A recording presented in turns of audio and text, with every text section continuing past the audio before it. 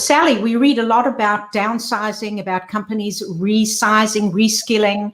Give us a few words on what you see in the reskilling area with talent management. It depends what area you're in. Some of my clients are consumer digital. They are gaming companies. So, of course, they are very, very, very lucky that they are booming at the moment. Reskilling, I think it's a time, and I think COVID has afforded everybody a time to really stand back and reflect.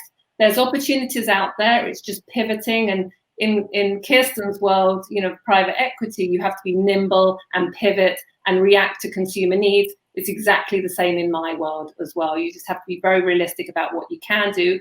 And I help people with that. I help candidates who are at a bit of a crossroads and work out what they can do. Yeah, what a great service you provide, Sally. I love that. I mean, it's almost like a trusted advisory service that you're holding their hand all the way through the process, and on the company side too.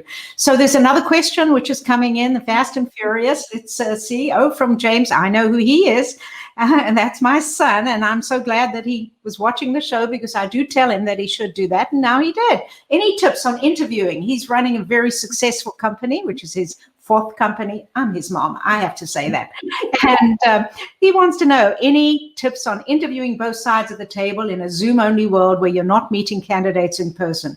Go for it, Sally. And then I know, Kirsten, you're also interviewing people as you go into these companies. So go ahead, Sally. So Zoom interviews, yes, they're not the same as in person, but I still think you can ask the same questions, see the reaction, as long as you're seeing their reactions in their face.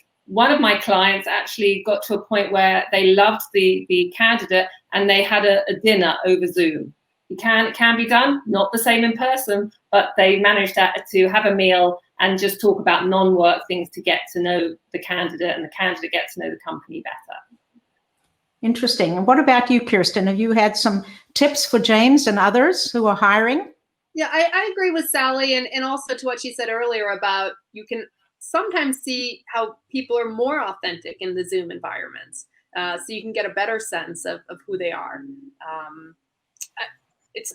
I don't think it's as good as in person, but there are some advantages in that you can see how they deal when the neighbor across the street's playing the drums, or when the cat meows in a weird way, or something like that.